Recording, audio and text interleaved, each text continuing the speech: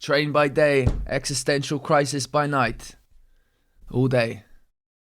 Hello and welcome to the next part of this conversation with John Vervaeke. There's just a couple things I'd like to tell you about it before we jump in. And the first one is that this is towards the more technical, academic side of the conversations that you'll find here. It's not my aim to have conversations always of that nature.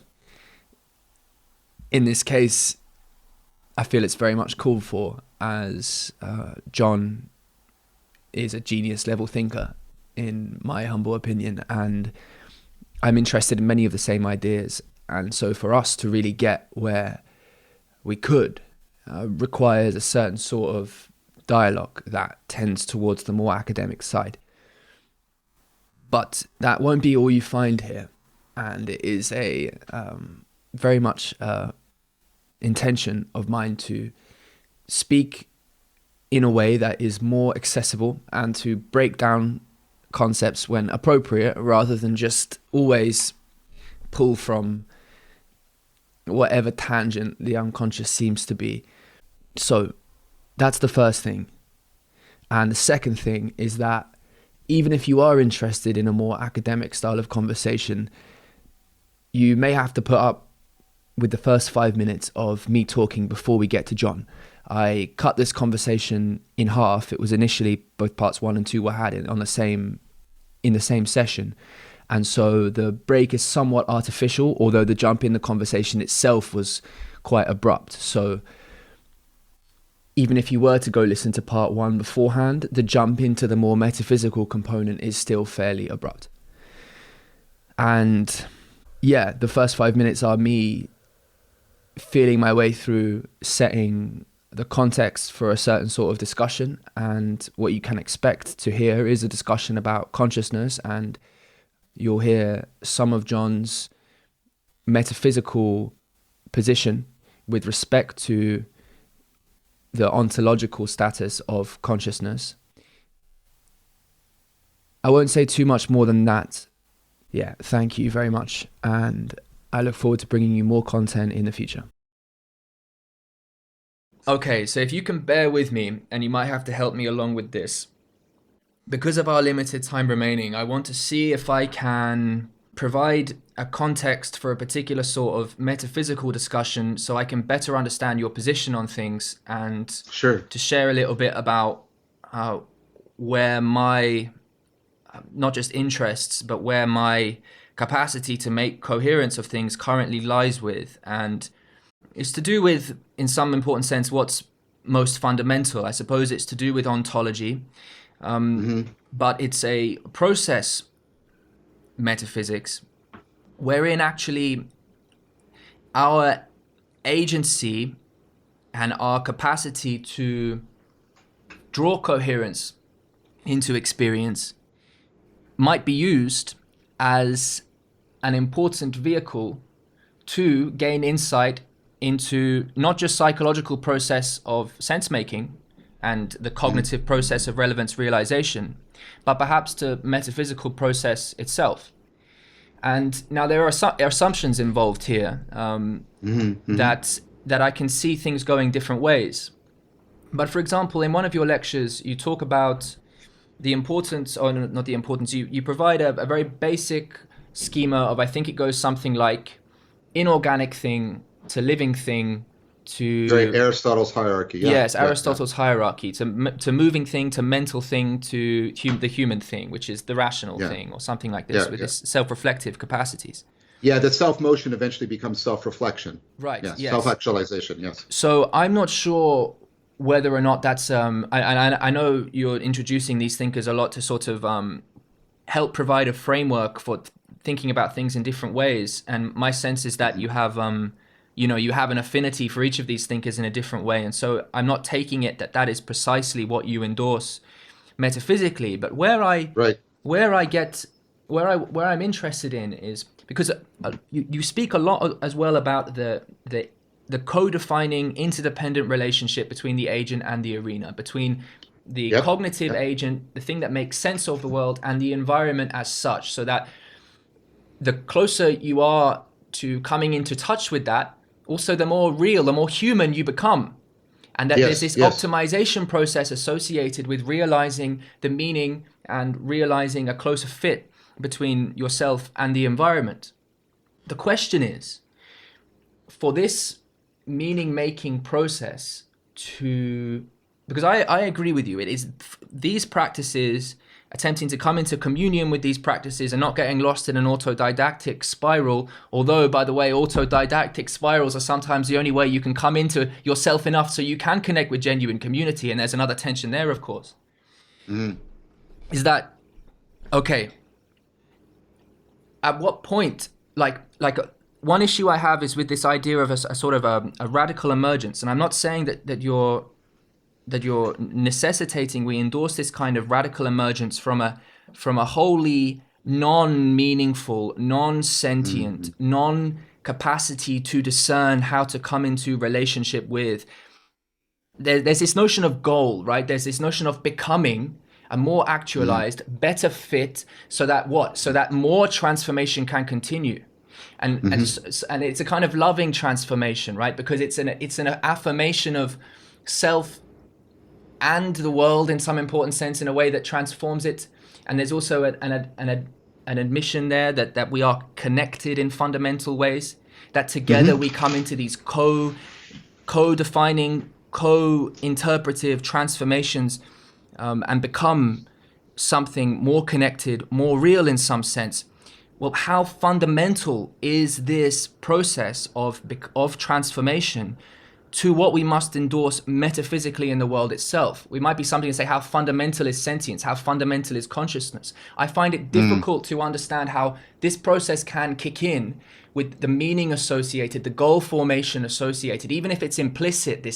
It gives coherence. The goals give coherence, this relationship to, it's kind of a unity of goals, a unity of becoming, of harmonizing ever more in this holistic way, right? It seems to me like I can't understand how this is not fundamental to being itself, at least as far as we can conceive it psychologically. And then the line becomes between psychology and metaphysics becomes blurred. So I'm interested in the role you think something like this subjective coherence-making transformation plays in your metaphysics. Is consciousness fundamental? Is something like sentience fundamental? Or is it an emergent property of something that is non-sentient? Okay, so there's a lot of things there. Yes, that was a very complex question. Yes. The first thing is, and I don't know how much you're committed to some of your predicates, but I would argue that meaning is not subjective, it's transjective. And part of the ontology that I'm trying to advocate for is an ontology of real relations, right? That relations aren't just sort of mental glue that we use to put things together. And I think that is actually something that comports well with our scientific ontology, because things like evolution are dynamical systems themselves. They're self-organizing processes. And I take it that there's a general consensus that evolution is the best explanation of how we actually got here. And if therefore there has to be a reality to it as a causal factor in our emergence, and therefore these dynamical systems and the sets of constraints and the real relations that they embody are real and causally efficacious in an important way. So I take that to be a fundamental thing. And then once you give me that in my ontology, then I talk about two things first. I talk about it in terms of a deep continuity hypothesis, the idea that my friend and a colleague Evan Thompson has developed out of the work of Francisco Varela and others. And this is the idea, and this actually comes out in the relevance realization theory. This is the idea that the system of constraints, right, that structural functional organization, and this is very much the Aristotelian model, that makes me possible as a biological agent. Those sets, right, of constraints, they get exapted. They're not identical. They get exapted the way my tongue has been exapted for speech. They get exapted up into cognition, and they get exacted up into other levels of our notion of self. And that there's a deep continuity between the kind of self-organizational processes we find in the depths of our biology and that we find in the heights of our reflective rationality. And many people are arguing for this deep continuity. Now, you may say, well, that gets me sort of in that I can sort of see that, right? And that's but that's only taking me sort of into one layer of the ontology. Well, no, because I think there's also a deep continuity between being a biological thing, which is an autopoietic thing, autopoietic things are self-organizing systems that are self-organized to seek out the conditions of their own existence. Yes. And that's how they differ from merely self-organizing things like tornadoes that do not self-organize in a way. Yeah. So autopoietic is self-making, yes. Exactly. Whereas the tornado is only self-organizing. But there's, of course, again, continuity between what we see in the self-making, seeking behavior of even a paramecium and the self-organization, right, capacity that we see in the fire that is spreading. So we can, instead of just reading upwards, right, you also should use your ontology and read downwards. You should see how the upper level thing gives you an affordance of intelligibility down into the depths of your ontology. And then that leads me to my second point. Now, this is not something I have as well developed, and so I ask for some charity on the part of your listeners. But I've become increasingly sort of critical of these two big things that we have tended to do with our ontology. We tend to have a completely emergentist ontology in which everything emerges up, or if you go back far enough in sort of the Neoplatonic framework, we have the exact opposite. We have a completely emanation, right, ontology. And I think both of these ontologies, and perhaps I think you could make a case that this is a point that Whitehead was making, so you might find resonance with this. Both of these ontological grammars, a completely emergentist and a completely emanationist account, I think have, like, they each have just, they have obverse sets of, irresolvable problems that they can't do. And that sort of points to me that either one of these exclusive ways of thinking of our ontology is in some fundamental way flawed. Now, and trying to get beyond both emergence and emanation, I think, is one of the central tasks facing us as people are trying to understand our ontology. And that's why I like what I advocated earlier about, the deep continuity hypothesis says don't only look upwards, right, when you're trying to understand like the emergence of consciousness, take the properties and make that inform how you look downward, make that a grammar of intelligibility how you look downward. Mm-hmm. Now, you shouldn't simplistically then say, oh, well, that means that consciousness is down at the fundamental level, because that is to miss exactly, right, what the power of the emergentist has said. But you also you shouldn't think, right, that there's some sort of dualistic heaven that the emanationists want, the world of pure form. And so as I said, that second point, I think, is something that I'm really wrestling with. And it, in my mind, it intersects with this deeper attempt I have to try to get and break through a lot of these dichotomies that sort of have us locked in an ineffective grammar of cognition and of our existential lives. So I don't know if I do know that is in no way a complete, a responsible answer, but I'm trying to show you what my thinking is about this. No, beautiful.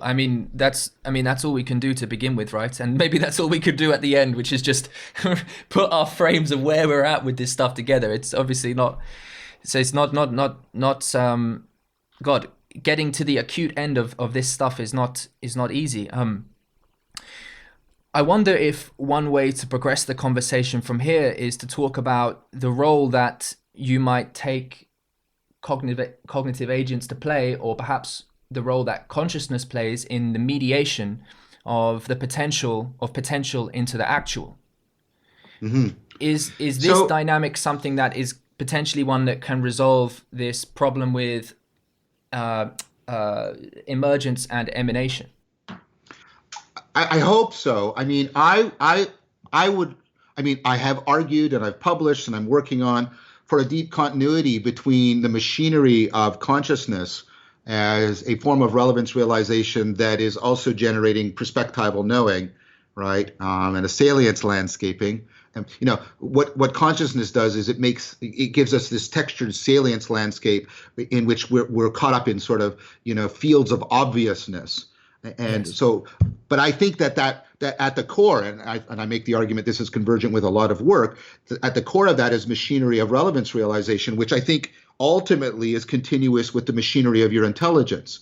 And you can see that in how both consciousness and at least your fluid intelligence are deeply correlated with working memory, right? Yes. And so you can see working memory as a place where, you can, if you'll allow me, I'm not happy with these metaphors, but they're the ones we're using. You can sort of look up to consciousness and you can look down to the intelligence found in our cognition. And then you can look through that intelligence, right, also into the machinery of our biological existence. Here's why. I argue explicitly that the relevance realization that is at the core of your intelligence is actually a function of the bioeconomy of your brain. It's working in terms of the logistical properties of efficiency and resiliency that are constitutive of any adaptive autopoietic system. And so that's what I mean. I would argue, not everybody agrees with me, of course, that would be really ridiculously pretentious, but I would argue that if you look at consciousness the right way, you can see continuity with intelligence, and then that very way of looking at intelligence allows you to see continuity down to life. And then that's a very Aristotelian framework again. Yes. Well, I think that's very interesting, and I can't participate in that conversation with the degree of acuity that you have for some of this, although I think I'm with you as far as the Gestalt goes. Still seems to me that there's something about the process of transformation, which can be experienced experientially, can be discerned and oriented in experience, involves the interplay of, well, coherence and incoherence. Sure. And that there's something about that which yes, I can see being, well, I can see something in some analogous way being the process which enables self-making autopoietic systems to come into an appropriate fusion with anything at all. So really what I'm just looking to argue or get clear on is whether or not there is, it seems to me there should be a fittedness between the patterns of engaging the consciousness that we have and the processes which enable coherence to be a fact of consciousness at all in what we might traditionally think of as non-conscious things. I'm not arguing for consciousness as we have it at the bottom of things, but just that there is a kind of sentience, awareness, an implicit goal formulation and goal actualization, and a transformation occurrent with actualizing that goal, which can be understood in this some ontology of the actual and the potential and the mediation in between. And then you have this you have an engine there of a becoming and a transformation towards growth. Wilber uses the terms transcend and include. There is this kind of fusion that then begets a different perspective. Something's become something else, but it's embraced what was before, and it's moving on and developing, and it is a genuine ingression into novelty in some sense. And so it seems to because I think what's important to so people get stuck in a nihilistic worldview where there's no meaning to anything whatsoever, right? Or they endorse some ideology that gives them meaning, right? Which might really just be some sort of power position. Sure. But what seems to me to be the case is that there is at the core of, you can be destroyed in experience. And we haven't spoken about psychedelics. This is something that's very interesting. And meditation, of course, you're working with the same machinery to, that there is it's like to get the whole process of this thing that we're all involved in, this process that we're all inexorably, unchoosingly, existentially trapped in or a part of and can transcend by embracing, is like, are you trapped in an ironic cycle of becoming, or do you embrace it and affirm it with love at your core, not just for self but for everything, right? Because Sure. self is everything in some important sense. But if all is for there to be coherence between things, there is a pattern of at least a meta pattern of transformation that we participate in, where there is this kind of connected becoming of loving transformation. Like that, it seems to be a pattern for me that can make sense of, or it's something about that fits. I'm drawn to say it, that there's something about how you can show up as you in an attempt to transform yourself with love for, like, an affirmation of this cycle at your core, that is something to draw on, which can transform. I mean, but it's how metaphysically a part of the very transformation of being itself is that. That's the point I'm trying to. How involved is the human being in fundamental transformation of the universe as such? Like, if there's this coupling, if there's this pattern matching of the coherence we make in our experience, but also this sentient awareness, goal formation, transformation happening at the autopoetic level, then all of a sudden we participate in something genuinely fundamental. And it seems to me the participation in something fundamental has the right to be called something spiritual. And then all of a sudden you have. So, okay, I'll stop there. No. No, I was just shifting my position. Yes, I didn't mean to interrupt you. Well, and then there we have the human being as participating in something fundamental. It's this capacity to recreate ourselves by being in touch with what we most authentically are, as we can grip onto the world, as we can authentically feel it, that constitutes then this spirituality and this divine capacity to be involved in the process of your own transformation and the transformation of the world. So I think I understand what you're talking about.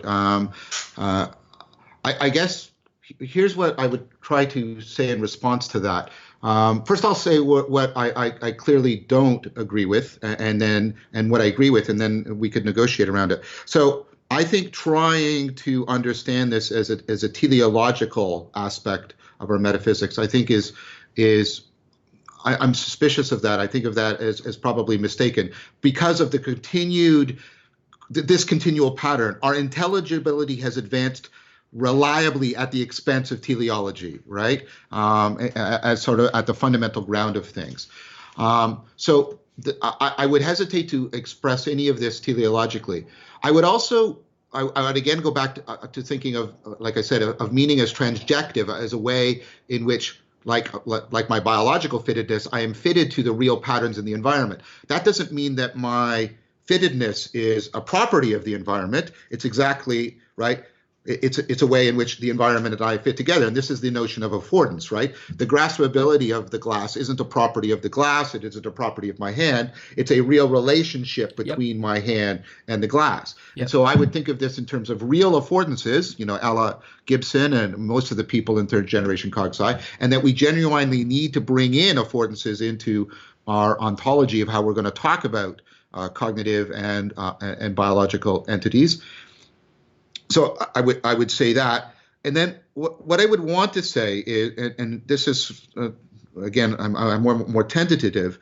I've read quite a bit of Whitehead myself as well, and a lot of Neoplatonism, and this idea, that there's a structure of intelligibility to the world. But I want to separate that from any sort of teleological movement or momentum. But there is a way in which possibility and actuality are organized that are deeply constitutive of what we take to be the realness of things. And so when I'm talking about the intelligibility of the cup, right, of the glass, and this is where I think I'm in agreement with you, right? I'm talking not only about the structure by which it's known, I'm also talking about the structure by which it is, right? And that there's a level at which the patterns of intelligibility and the patterns by which that thing is organized to be the thing it is get into some kind of conformity with each other. Now, I don't mean that in the old way that Aristotle meant, but I think there's a newer way of trying to understand it, which I'm trying to articulate with you, that I think does give us a sense of that when I am experiencing a kind of sort of profound connectedness and deep coherence of intelligibility in my cognition. That is disclosing a kind of deep coherence and intelligible structure to the universe that gives me a profound sense of connectedness and meaning. And I take both of those poles to be real things and the relation itself to be real. So I take the whole process to be real. Yes. Yes, I understand. And I wonder if, you think in what I put forward before that my notion of teleology is one that places a fixed goal into the equation. Because I don't think that's what I don't want to endorse that there is an end point at all to this idea of teleology. And if it was so go ahead. No. I guess for me, I mean, we have to try and explicate the models we're using here, and they're always there. So we have the model of making, like the generation of artifacts, and then we have the model of making that comes through something like evolution.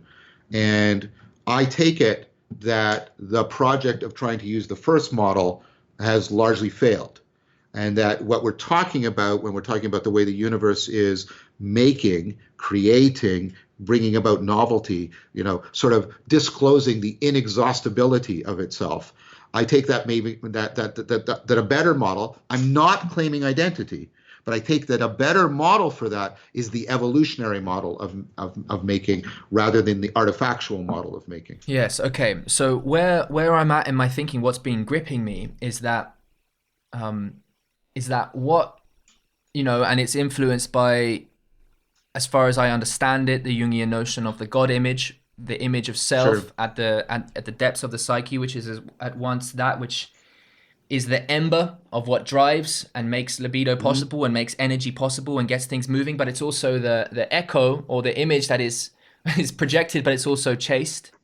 But this is just I mean, and I'm not trying to do a disservice to Jung, but this is just a recapitulation of Proclus's notion, the great Neoplatonist, of the one within and the one without. The one of the cosmos and the one of the psyche have a fundamental relationship to each other. And Atman is Brahman, that kind of thing too, right? Pardon me? Sorry? Is it also that you can have the notion of Atman is Brahman, yes, that similar thing? And the idea that if I get it sort of, but I have to. I think precisely let's take for example both the Neoplatonic and the Vedanta traditions say is if you're clinging to a sort of an autobiographical sense of trying to get at who you are and sort of your goal seeking and the teleology of your existence, you're actually going to not come into contact with Atman, and you're not going. Atman is It's not identical, but non-dual with Brahman,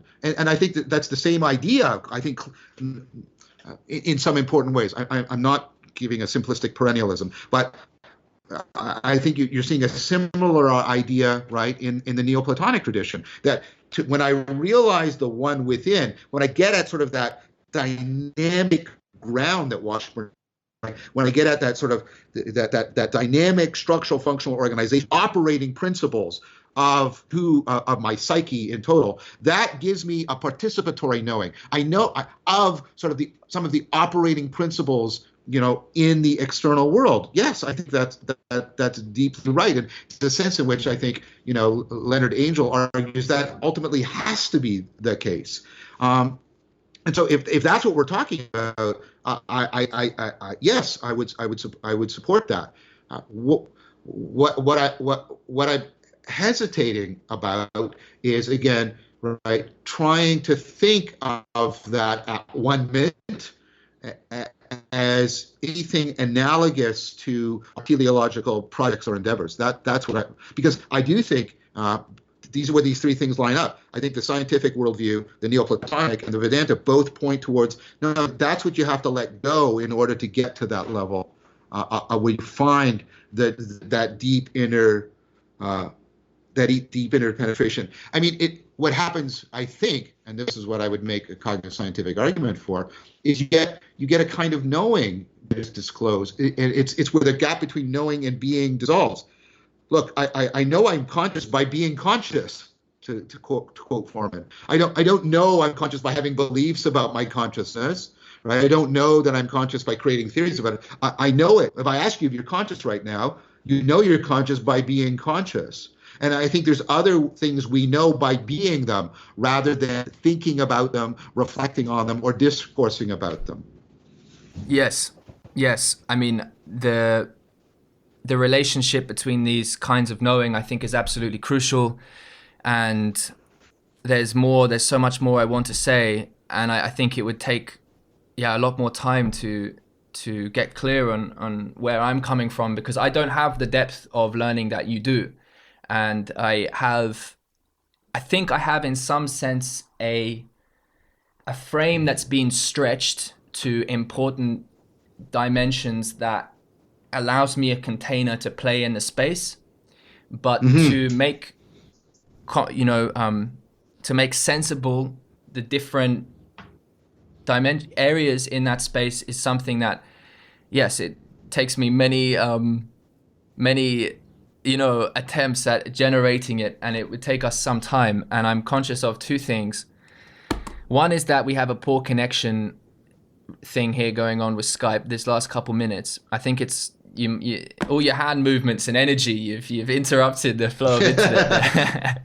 And the other one is that I know that we have about 3 minutes left.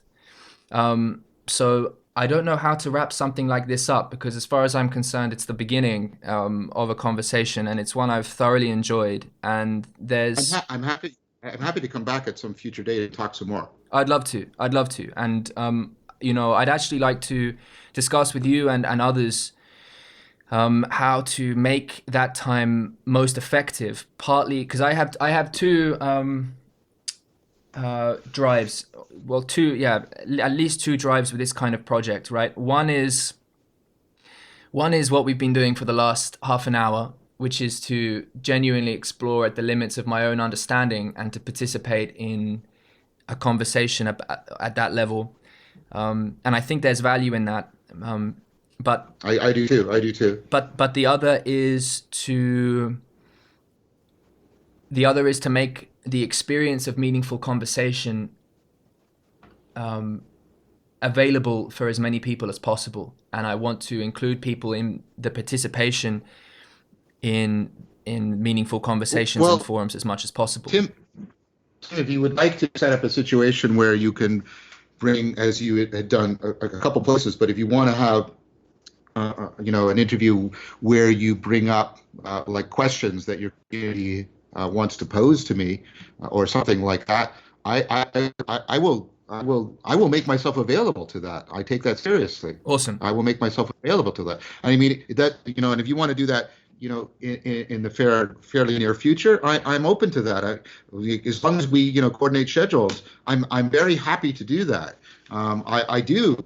I want to scaffold, and I want to share in the responsibilities you feel to your community. I want to help that process as much as I can. Beautiful. Well, thank you, John. I'll leave this conversation very very happy to have met you and to have done it, but also I can tell you I'm going to walk away it's a little bittersweet in knowing that there's some other things about pursuing this, that there's so many things left unsaid. And I think in some important, because I do feel there's this tension. There's this. It's partly just a tension of language, and in some respects, it's the very kind of tension that's not served best by doing this online, right? Sure, I get it. There's this coming into touch with the importance of human being in the world, and in some important sense, I feel a deep resonance and alignment with what you're doing, and I think that I'm very grateful for all the teaching that you've put out there. I'm very grateful for what you've taught me, and I look forward to continuing this conversation more and throwing some more metaphysical things at you in the future. Well, I really enjoyed this conversation. I think this is one of the deepest ones I've ever had, and I think you picked up on how involved I got in it precisely for that reason. So deeply enjoyed it. I very deeply enjoyed it. I would very much, like I said, like to continue the discussion at some further point, either what we're doing, let's say not either, both what we're doing, and like I said, make myself available with you as some form of mediator for addressing questions, because you've told me that there are people who are meeting up and discussing my work. I want them to feel that I will be responsible to their engagement with my work. I feel that responsibility, and I want a venue in which I can undertake to discharge it. Beautiful. Well, hopefully, if things go well for the project, and I believe they will, then there will be events I can hold in the future where we might even be able to fly you out and do something fun in the years to come. I would like to see if that's possible. Well, that'd be great. That'd be great. I would love an excuse to come to Australia. That'd be fantastic. Awesome, mate. Well, John, thank you very much, and best of luck with everything you're doing. Thank you so very much, Tim. I look forward to us speaking again. All right, doing an introduction on video, and we're going to do it in one take. That's a lie. I've done like fucking 30. It's fine. I've got other things to do, but it's all good. Here we go, doing an introduction on video, looking directly at the camera lens, like it's a human being that I want to talk to and smile at, and not just sort of stew in this weird self-recursive